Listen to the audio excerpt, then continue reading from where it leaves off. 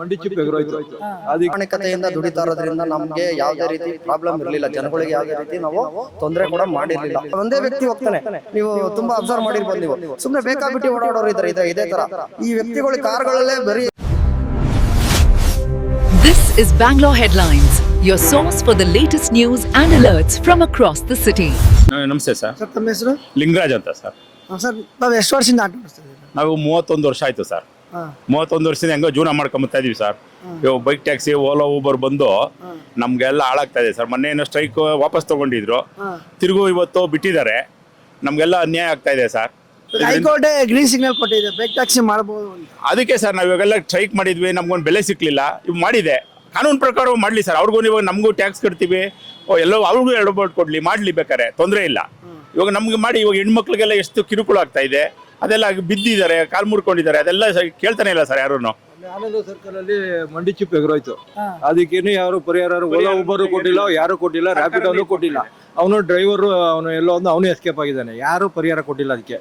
ಅವನು ಪಾಪ ನೋಡಿ ಲಕ್ಷಾಂತರ ರೂಪಾಯಿ ಕೊಟ್ಬಿಟ್ಟು ಈಗ ಅವನು ಟ್ರೀಟ್ಮೆಂಟ್ ತಂತಿದ್ದಾನೆ. ಯಾರು ಹೊಣೆಯಕ್ಕೆ? ಇವಾಗ ನಮಗೂ ಕೊಟ್ಬಿಡ್ಲಿ, ವೈಟ್ ಬೋರ್ಡ್ ಮಾಡಿ ಕೊಟ್ಬಿಡ್ಲಿ, ನಾವು ಆರಾಮಾಗಿ ಓಡಿಸ್ಕೊಂಡಿರ್ತೀವಿ. ಇಲ್ಲಿ ಆಟೋದವರೆಲ್ಲ ಒಂದು 2 ವೀಲರ್ ಇಟ್ಕೊಂಡು ಆರಾಮಾಗಿ ಓಡಿಸ್ಬೋದು. ಆದ್ರೆ ಏನು ಪರಿಹಾರ ಇಲ್ಲ ಅದಕ್ಕೆ. ಅವ್ರ ಸರ್ಕಾರದವರು ರಾಮಲಿಂಗಾರೆಡ್ಡಿ ಅವರೇ ಅಷ್ಟು ಜನ ಅವ್ರು ಬಂದಾಗ ಹೇಳಿದ್ರು, ಇದು ನಾವೆಲ್ಲ ಮಾಡ್ಕೊಡ್ತೀವಿ, ಇದು ಮಾಡ್ಕೊಡ್ತೀವಿ ಅಂತ. ಏನು ಅನುಕೂಲನೂ ಮಾಡ್ಕೊಟ್ಟಿಲ್ಲ ಅವರು. ಹಿಡಿತಾರೆ, ಆಟೋದವ್ರು ಹಿಡಿತಾರೆ, ಒಂದು ಲಗೇಜ್ ಹಾಕೊಂಡು ಹಿಡಿತಾರೆ, ಒಂದು ಇದು ಹಾಕೊಂಡು ಹಿಡಿತಾರೆ, ಒಂದು ಟಾಪ್ ಮೇಲೆ ಒಂದು ಹಾಕೊಂಡು ಹಿಡಿತಾರೆ. ಅದಕ್ಕೆ ನಾವು 500,000 ಫೈನ್ ಕಟ್ತಾನೆ ಇದ್ದೀವಿ ಇವತ್ತವರೆಗೂ. ಅದಕ್ಕೆ ಯಾರು ಪರಿಹಾರ ಕೊಡ್ತಿಲ್ಲ. ನಾವು ಪ್ರಾಮಾಣಿಕತೆಯಿಂದ ದುಡಿತಾ ಇರೋದ್ರಿಂದ ನಮ್ಗೆ ಯಾವುದೇ ರೀತಿ ಪ್ರಾಬ್ಲಮ್ ಇರಲಿಲ್ಲ. ಜನಗಳಿಗೆ ಯಾವುದೇ ರೀತಿ ನಾವು ತೊಂದರೆ ಕೂಡ ಮಾಡಿರ್ಲಿಲ್ಲ. ನಾವು ಸುಮಾರು 99 ಇಸ್ವಿಯಿಂದ ನಾನು ಓಡಿಸ್ತಾ ಇದ್ದೀನಿ ಆಟೋ ರಿಕ್ಷಾನ. ಸೊ ಅವತ್ತಿಂದ ಇವತ್ತಿನವರೆಗೂ ನಾವು ಎಲ್ಲರಿಗೂ ಪ್ರತಿಯೊಬ್ಬರಿಗೂ ಸಹಾಯ ಮಾಡ್ಕೊಂಬಂದಿದ್ದೀವಿ. ಎಷ್ಟೋ ಜನ ಕೇಳ್ತಾರೆ, ನಮ್ಮ ಹತ್ರ ದುಡ್ಡಿಲ್ಲ, ಕಮ್ಮಿ ಇದೆ ಅಂತೇಳಿ. ಸೊ ನಾವು ಅವ್ರಿಗೆ ಡ್ರಾಪ್ ಮಾಡಿರೋದು ಉಂಟು, ಅವ್ರಿಗೆ ಸಹಾಯ ಮಾಡಿರೋದು ಉಂಟು. ಆದರೆ ಎಲ್ಲ ಡ್ರೈವರ್ಗಳು ಒಂದೇ ಥರ ಇರೋದಿಲ್ಲ. ಆದರೆ ಇದರಲ್ಲಿ ಏನಾಗ್ತಾ ಇದೆ, ನಮಗೆ ಬೈಕ್ ಟ್ಯಾಕ್ಸಿ ಬಿಟ್ಟಿರೋದ್ರಿಂದ ಇವತ್ತಿನ ದಿನ ನಾವು ಮನೆ ಬಾಡಿಗೆ ಕಟ್ಟೋಕ್ಕಾಗ್ತಾಯಿಲ್ಲ. ಮಕ್ಕಳಿಗೆ ಓದೋದಕ್ಕೆ ಮತ್ತು ಬುಕ್ಸು ಅದು ಇದು ಆಳುಮುಳು ಏನೇನೋ ಇದೆ, ಅದನ್ನೆಲ್ಲ ನಾವು ಅವ್ರಿಗೆ ಸಾಲ್ವ್ ಮಾಡೋಕ್ಕಾಗ್ತಾಯಿಲ್ಲ. ಮನೆಯಿಂದ ಆಚೆ ಬಂದರೆ ನಾವು ಮತ್ತೆ ಮನೆಗೆ ಹೋಗೋದಕ್ಕೆ ತುಂಬ ಲೇಟ್ ಆಗ್ತಾ ಇದೆ. ಯಾಕೆ ಲೇಟ್ ಆಗ್ತಾ ಇದೆ ಅಂದರೆ ನಾವು ಇವತ್ತು ದುಡಿಯೋದಕ್ಕೆ ನಮಗೆ ಬಿಸ್ನೆಸ್ ಇಲ್ಲ. ಸರಿಯಾದ ಸಮಯಕ್ಕೆ ನಮಗೆ ಬಾಡಿಗೆಗಳು ಸಿಗ್ತಾ ಇಲ್ಲ. ಈ ಟ್ಯಾಕ್ಸಿ ಬಂದಿರೋದೆಲ್ಲ ಹೊರ ರಾಜ್ಯದಿಂದ ಬಂದಿದ್ದಾರೆ. ಮತ್ತು ಎಲ್ಲೋ ಬೋರ್ಡ್ ಕೇರಳ ಇದೆ, ಆಂಧ್ರ ಇದೆ, ಮತ್ತು ಎಲ್ಲ ಹೊರಗಡೆಯಿಂದ ಬಂದು ಇವರು ಇಲ್ಲಿ ನಮ್ಮ ಕರ್ನಾಟಕದಲ್ಲಿ ಇವರು ದುಡಿಯೋದಕ್ಕೆ ಇವರು ನಮಗೆ ಯಾರು ಸರ್ಕಾರ ಅವ್ರಿಗೆ ಸ್ಥಳಾವಕಾಶ ಮಾಡಿಕೊಟ್ರೆ ನಾವೆಲ್ಲ ಎಲ್ಲಿ ಹೋಗೋದು ಸರ್? ಹಂಗಾರೆ ನಾವೆಲ್ಲ ಇಲ್ಲಿನ ಅಭ್ಯರ್ಥಿಗಳಲ್ವಾ? ಇವ್ರಿಗೆ ನಮ್ಮಿಂದ ಯಾವುದೇ ರೀತಿ ಒಂದು ವೋಟ್ ಬ್ಯಾಂಕ್ ಏನು ಬೇಕಾಗಿಲ್ವಾ ಇವ್ರಿಗೆ? ನಾವು ಕಷ್ಟಪಟ್ಟು ದುಡಿತಾ ಇರೋದ್ರಿಂದ ನಮಗೆ ಇವರು ಸಹಾಯ ಮಾಡಬೇಕು, ಸರ್ಕಾರದವ್ರು ಸಹಾಯ ಮಾಡಬೇಕು. ಹೋರಾಟ ಅಂತೇಳಿ ಹಲವಾರು ಸಂಘಟನೆಗಳಿಗೆ ನಾವು ಸೇರಿಕೊಂಡು ಹೋರಾಟ ಮಾಡ್ತಾ ಇದ್ದೀವಿ. ಯಾವ ಸಂಘಟನೆಗಳಿಗೂ ಒಂದೇ ಒಂದು ಕಿಂಚಿತ್ ಒಂದು ಗೌರವ ಕೂಡ ಅವರು ಇದು ಮಾಡಿಲ್ಲ. ಸರ್ಕಾರದವರು ಕೊಡಬೇಕು. ಅವರು ಏನಾಗ್ತಿದೆ ಹೋರಾಟದಲ್ಲಿ ಏನು ಮಾಡಿದ್ದೀವಿ, ನಾವು ಹೋಗಿ ಭಾಗವಹಿಸಿರ್ತೀವಿ, ಅವರು ಸಹ ನಮಗೆ ತಿಳಿಸ್ತಲ್ಲ ಸರಿಯಾಗಿ. ಸರ್ಕಾರ ಇದ್ರ ಬಗ್ಗೆ ಎಚ್ಚೆತ್ಕೊಂಡು ಸಿದ್ದರಾಮಯ್ಯನವರು ದಯಮಾಡಿ ಇದ್ರ ಬಗ್ಗೆ ನಮಗೆ ಒಂದು ಒಳ್ಳೆ ತೀರ್ಪನ್ನು ಕೊಡಬೇಕು ಅಂತ ನಾವು ಕೇಳ್ಕೊತಾ ಇದ್ದೀವಿ.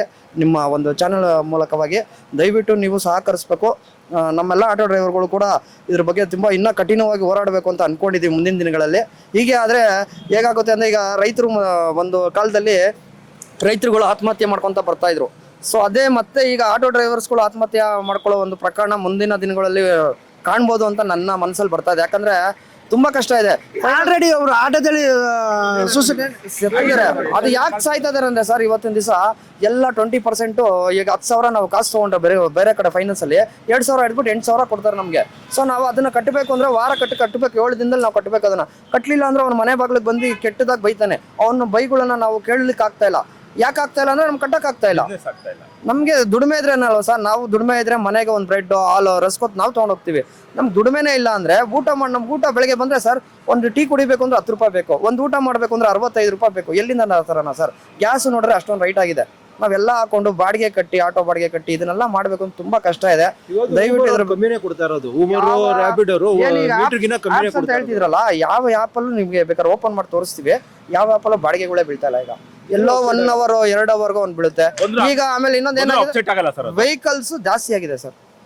ಆಟೋ ರಿಕ್ಷಾಗಳು ಜಾಸ್ತಿ ಆಗಿದೆ, ಬೈಕ್ ಅಂತೂ ಇದು ವಿಪರೀತ ಜಾಸ್ತಿ ಆಗ್ಬಿಡುತ್ತೆ. ಟ್ರಾಫಿಕ್ ಜಾಸ್ತಿ ಆಗೋದ್ರಿಂದ ಸಿಟಿಗೆ ಒಂದ್ಸತಿ ಹೋಗಿ ಬರ್ಬೇಕಾದ್ರೆ 2 ಅವರ್ 3 ಅವರ್ ಬೇಕಾಗುತ್ತೆ. ಮೇನು ಕಾರಣ ಏನ್ ಗೊತ್ತಾ ಸರ್? ಇದಕ್ಕೆ ಟ್ರಾಫಿಕ್ ಜಾಮ್ ಆಗೋದಕ್ಕೆ ಮೇನ್ ಕಾರಣ ಒಬ್ಬ ವ್ಯಕ್ತಿ ಈಗ ಇನ್ಫೋಸಿಸ್ ಅಲ್ಲಿ ಕೆಲಸ ಮಾಡ್ತಾ ಇದಾರೆ ಅಂದ್ರೆ, ಆ ವ್ಯಕ್ತಿ ಒಂದ್ ಕಾರಲ್ಲಿ, ದೊಡ್ಡ ಕಾರಲ್ಲಿ ತೊಗೊಂಡೋಗ್ತಾರೆ. ಆ ಒಂದೇ ವ್ಯಕ್ತಿ ಹೋಗ್ತಾನೆ. ನೀವು ತುಂಬಾ ಅಬ್ಸರ್ವ್ ಮಾಡಿರ್ಬೋದು. ನೀವು ಸುಮ್ಮನೆ ಬೇಕಾಬಿಟ್ಟು ಓಡಾಡೋರು ಇದ್ದಾರೆ. ಇದೇ ತರ ಈ ವ್ಯಕ್ತಿಗಳು ಕಾರ್ಗಳಲ್ಲೇ ಬರೀ ಓಡಾಡ್ತಾ ಇದ್ರೆ ಆಮೇಲೆ ಪಾರ್ಕಿಂಗ್ ಎಲ್ಲಿ ಬೇಕಲ್ಲ ಹಾಕಿ ಹೋಗ್ತಾರೆ.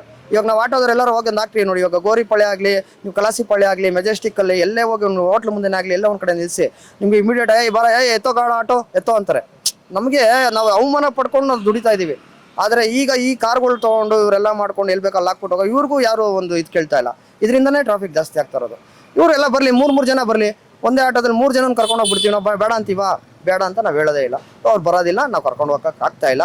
ದಯವಿಟ್ಟು ಅದ್ರ ಬಗ್ಗೆ ಇದನ್ನೆಲ್ಲ ನೀವು ಸ್ವಲ್ಪ ಸರ್ಕಾರದವ್ರು ತಲೆಗೆ ಹಾಕೊಂಡು ಇದ್ರ ಬಗ್ಗೆ ಎಲ್ಲ ಎಚ್ಚೆತ್ಕೊಂಡ್ರೆ ಟ್ರಾಫಿಕ್ಕು ಕರೆಕ್ಟಾಗಿ ಕ್ಲಿಯರ್ ಆಗುತ್ತೆ, ನಮಗೂ ಒಂದು ದುಡಿಮೆ ಸಿಗುತ್ತೆ. ಆದಷ್ಟು ನಾವು ಕೇಳ್ಕೊಳ್ಳೋದಿಷ್ಟೇ, ನಿಮ್ಮ ಚಾನೆಲ್ ಪ್ರಕಾರವಾಗಿ ಈ ಬೈಕ್ ಟ್ಯಾಕ್ಸಿನ ಕಡ್ಡಾಯವಾಗಿ ಬ್ಯಾನ್ ಮಾಡಬೇಕು. ಇದರಿಂದ ತುಂಬ ಹಗರಣಗಳಾಗಿದೆ, ತುಂಬ ಜನಕ್ಕೆ ನೋವಾಗಿದೆ, ಕೆಲವು ಹೆಣ್ಮಕ್ಳಿಗೆ ತುಂಬ ಕಿರುಕುಳ ಕೂಡ ಆಗಿದೆ. ಇದ್ರ ಬಗ್ಗೆ ಯಾರೂ ಸ್ವಲ್ಪ 1-2 ದಿನ ಅಷ್ಟೇ ತೋರಿಸ್ತಾರೆ. ಚಾನಲ್ ಅವರು ಅತಿಯಾಗಿ ಇದನ್ನು ತೋರಿಸ್ತಾ ಹೋದರೆ ಅದ್ರ ಕಡಿಮೆ ಆಗುತ್ತೆ ಅಂತ ಅದ್ರ ಬಗ್ಗೆ ನನ್ನ ಒಂದು ಥಿಂಕಿಂಗ್ ಇದೆ. ಅಷ್ಟೇ ಸರ್ ನಾವು ಹೇಳ್ಕೊಳ್ಳೋದು. ಈಗ ಸಾರಿಗೆ ಸಚಿವರು ರಾಮಲಿಂಗ ರೆಡ್ಡಿ ಅವರು ಹೇಳ್ತಾ ಇದ್ದಾರೆ, ಇನ್ನು ಜಡ್ಜ್ಮೆಂಟ್ ಬಂದಿಲ್ಲ, ಜಡ್ಜ್ಮೆಂಟ್ ಬಂದ್ಮೇಲೆ ಗೊತ್ತಾಗುತ್ತೆ, ಅವ್ರಿಗೆ ಬ್ಯಾಡ್ಜ್ ಎಲ್ಲ ಮಾಡಿಸ್ಬೇಕು, ಅವ್ರಿಗೂ ಆಟೋಗಳ ಥರ ಮಾಡ್ತೀನಿ ಅಂತ ಹೇಳ್ತಾ ಇದ್ದಾರೆ. ಕೆಲವು ದಿನಗಳ ಹಿಂದೆ 1-2 ಆಕ್ಸಿಡೆಂಟ್ ಆದಾಗ ಅವ್ರು ಹೇಳಿದ್ರು, ಸೊ ಈ ಬೈಕ್ ಟ್ಯಾಕ್ಸಿನ ಕಡ್ಡಾಯವಾಗಿ ತೆಗೆದು ಬಿಡ್ತೀವಿ ನಾವು ಅಂತೇಳಿ. ಸ್ವಲ್ಪ ದಿನ ನಿಲ್ಲಿಸಿದ್ರು, ಕೋರ್ಟಿಂದ ಸ್ಟೇ ಆರ್ಡರ್ ತಂದಿದ್ರು, ಮತ್ತೆ ಬಿಟ್ಟರು, ಮತ್ತೆ ಅದು ಕದ್ದು ಮುಚ್ಚಿ ಓಡಿಸ್ತಾನೆ ಇದ್ರು, ಮತ್ತೆ ಅದನ್ನು ಬಿಟ್ಟಿದ್ದಾರೆ. ಈಗ ಲೀಗಲಾಗೆ ಮಾಡಿಬಿಟ್ರೆ ನಾವೆಲ್ಲ ಎಲ್ಲಿ ಹೋಗೋದು ಸರ್? ಈಗ ಲೋನ್ ಕಟ್ಟಬೇಕು ನಾವು, ಲೋನ್ ಯಾವ ಥರ ಕಟ್ಟೋದು? ಯಾರು ಅವ್ರ ಸೇಫ್ಟಿ ಇದೆ ಸರ್? ಈಗ ಹೆಣ್ಮಕ್ಳು ಕುಂಡಿಸ್ಕೊಂಡಿರ್ತಾರೆ, ಸೇಫ್ಟಿ ಇರುತ್ತಾ? ಖಂಡಿತ ಇರಲ್ಲ. ಈಗ ಯಾರು ಅವ್ನಿಗೆ ಬಂತಲ್ಲ, ಯಾರ ಕೈ ಹಿಡ್ಕೊಂಡ್ರು, ತೊಡೆ ಹಿಡ್ಕೊಂಡ್ರು ಎಲ್ಲ ನಿಲ್ಸ್ಬಂತು, ಅದಕ್ಕೆ ಯಾರು ಹೊಣೆ ಆಗ್ತಾರೆ? ಸರ್ಕಾರದವ್ರಿಗೆ ಹೊಣೆ ಆಗ್ಬೇಕಾನೆ. ಅದಕ್ಕೆ ಆಲ್ರೆಡಿ ಒಂದ್ಸತಿ ಅನುಭವನ ಆಗಿದೆ ಪಬ್ಲಿಕ್, ಅದು ಅನುಭವ ಆಗಿದೆ. ಅದಕ್ಕೆ ಆದ್ರೂ ಪಬ್ಲಿಕ್ ಜನಗಳು ಈಗ ಆಟೋದವ್ರನ್ನ ಸುಮ್ಮನೆ ಹಿಂದೆ ಗುರಾಯಿಸೋದಕ್ಕೆ ಏನೋ ನೋಡ್ಬಿಟ್ರು ಅಂತ ಕಂಪ್ಲೇಂಟ್ ಎಷ್ಟೋ ಜನಕ್ಕೆ ಆಟೋದವ್ರಿಗೆ ಆಗಿದೆ. ಆದ್ರೂ ಈಗ 2 ವೀಲರ್ ಕುತ್ಕೊಂಡು ಸುಮ್ಮನೆ ಹಿಡ್ಕೊಂಡು ಹೋಗ್ತಿರ್ತಾರೆ. ಲೇಡೀಸ್ ಹೋಗ್ತಾರೆ, ಜೆಂಟ್ಸು ಹೋಗ್ತಾರೆ, ವಯಸ್ಸಾಗಿರೋ ಇರ್ತಾರೆ, ಎಲ್ಲಾನ ಬಿದ್ದು. ಈಗ ಅಲ್ಲಿ ಲೇಡೀಸ್ಗಳು ನನ್ನೇ ಕಂಡಂಗೆ 5-6 ಜನ ಬಿದ್ದಿದ್ದಾರೆ, ಬಿದ್ದು ಇದಾಗಿದ್ದಾರೆ. ಅವರು ಇಲ್ಲ ನಾನು ಇನ್ನು ಹತ್ತಲ್ಲ ಅಂತಾರೆ. ನಾಳೆ ದಿನ ಅವರು ಅರ್ಜೆಂಟ್ಗೆ ಹೋಗಿ ಹತ್ತಾರೆ. ಆದರೆ ಸರ್ಕಾರದವ್ರು ಏನಾನ ಒಂದು ಕ್ರಮ ತಗೊಂಡ್ರೆ ಏನಾನ ಒಂದು ಪರಿಹಾರ ಮಾಡ್ಬೋದು. ಅದು ಬಿಟ್ಟರೆ ಇನ್ನೇನು ಮಾಡೋಕ್ಕಾಗಲ್ಲ. ಏನಾದ್ರು ಪಬ್ಲಿಕ್ಗೆ ಟ್ರಾಫಿಕ್ ಅವಾಯ್ಡ್ ಮಾಡೋಕ್ಕೆ ಇವಾಗ 2 ವೀಲರ್ ಬೇಗ ಹೋಗುತ್ತೆ ಅನ್ನೋದೊಂದು ಉದ್ದೇಶ ಮಾಡ್ತಾರೆ ಸರ್. ಈ 2 ವೀಲರಲ್ಲಿ ಬೇಗ ಹೋಗ್ಬೇಕು ಅಂತ ನೀವು ಹೋದರೆ ಅದಕ್ಕೊಂದು ಗಾದಿನೇ ಇದೆ, ಅತಿ ವೇಗ ತಿಥಿ ಬೇಗ ಅಂತ ಹಿರಿಯರು ಹೇಳಿದ್ದಾರೆ.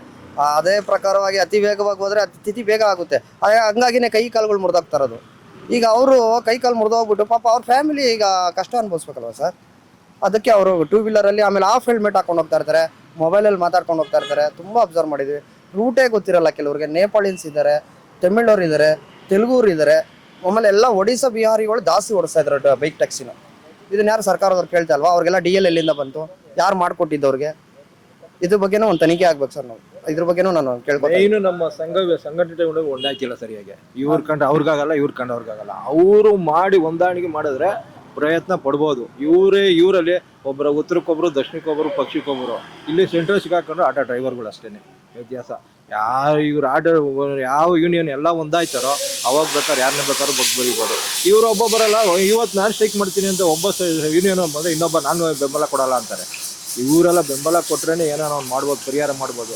ಈಗ ಇನ್ನೂ ಸ್ಟಾರ್ಟ್ ಆಯ್ತಾರೆ, ಸ್ಟ್ರೈಕ್ ಮಾಡ್ತೀನಿ ಅಂತಾರೆ. 2 ದಿನ ನಿಂತ್ಕೊಂಡು 3 ದಿನಕ್ಕೆ ನಮ್ಮ ಹೊಟ್ಟೆ ಹಸ್ಕೊಳ್ದೆ ಅವರಿಬ್ರು ಸೆಂಟ್ರಲ್ಲಿ ಆಟೋ ಡ್ರೈವರ್ಗಳು ಬಲಿಪಶು ಆಯ್ತು. ಆಟೋ ಡ್ರೈವರು ಬಲಿಪಶು ಆಯ್ತಾರೆ ಸರ್. ಕಾನೂನು ಪ್ರಕಾರ ಮಾಡಲಿ ಸರ್. ಏನಿದೆ ಇವಾಗ ನಮ್ಗೇನಿದೆಯೋ ಎಲ್ಲೋ ಬೋರ್ಡು ಅದೇ ಥರ ಮಾಡಿ ಅವ್ರಿಗೂ ಯೂನಿಫಾರ್ಮ್ ಕೊಡಲಿ, ಎಲ್ಲದನ್ನೂ ಕೊಡಲಿ, ಅವ್ರಿಗೂ ಬ್ಯಾಡ್ಜ್ ಕೊಡಲಿ, ಯೂನಿಫಾರ್ಮ್ ಕೊಡಲಿ, ಎಲ್ಲ ಥರ ಮಾಡಲಿ ಸರ್. ಬೇಡ ಅಂತ ನಾವೇನು ಹೇಳಲ್ಲ. ಅವರು ನಮಗೆ ಹೊಟ್ಟೆ ಪಾಡಿಗೆ ಅವರು ಮಾಡಲಿ, ಅವರು ಟ್ಯಾಕ್ಸ್ ಕಟ್ಟಲಿ, ನಮಗೆ ವೈಟ್ ಎಲ್ಲೋ ಬೋರ್ಡ್ ಮಾಡ್ಕೊಳ್ಳಿ. ಅವ್ರೂ ಕಾನೂನು ನಮಗೆ ಯೂನಿಫಾರ್ಮ್ ಹಾಕ್ಲಿ, ಅವ್ರನ್ನು ಮಾಡಲಿ ಬೇಕಾರೆ, ಏನ್ ತೊಂದರೆ ಇಲ್ಲ. ಆಟೋದಲ್ಲಿ ಬಿದ್ದು ಏನಾರ ಒಂದು ಹೆಚ್ಚು ಕಮ್ಮಿ ಆದ್ರೆ ಇನ್ಸೂರೆನ್ಸ್ ಇದೆ, ಕ್ಲೈಮ್ ಆಗುತ್ತೆ. ಸೊ ಅವ್ರ ಬೈಕಲ್ಲಿ ಎಲ್ಲಿದೆ ಸರ್ ಇನ್ಸೂರೆನ್ಸ್? ಯಾವ ರೀತಿ ಕ್ಲೈಮ್ ಮಾಡ್ಕೊಂತಾರೆ ಅವರು? ಕಸ್ಟಮರ್ಗೆ ಯಾವ ತರ ಅವರು ಪರಿಹಾರ ಕೊಡ್ತಾರೆ ಹೇಳಿ? ನೀವೇ ಹೇಳಿ. ಪರಿಹಾರ ಕೊಡೋದಕ್ಕಾಗುತ್ತಾ? ಯಾವುದೇ ಕಾರಣಕ್ಕೂ ಆಗಲ್ಲ. ಇದ್ರ ಬಗ್ಗೆ ಯಾರನ್ನು ಸ್ವಲ್ಪ ನಮ್ಮ ಏನು ಪಬ್ಲಿಕ್ ಆಟೋ ಬಿಟ್ಟು ಬೈಕ್ ಟ್ಯಾಕ್ಸಿಗೆ ಹತ್ತಿತಾ ಇದ್ದಾರೆ ಅವ್ರಿಗೂ ಸ್ವಲ್ಪ ತಲೆಯಲ್ಲಿ ಇದನ್ನ ತಿಳ್ಕೊಬೇಕು ಅಂತ ನಾನು ಕೇಳ್ಕೊತಾ ಇದ್ದೀನಿ. ಧನ್ಯವಾದ. ಪ್ರಿಯ ವೀಕ್ಷಕರೇ, ಇದಿಷ್ಟು ಆಟೋ ಚಾಲಕರ ನವೀನ ಕತೆ.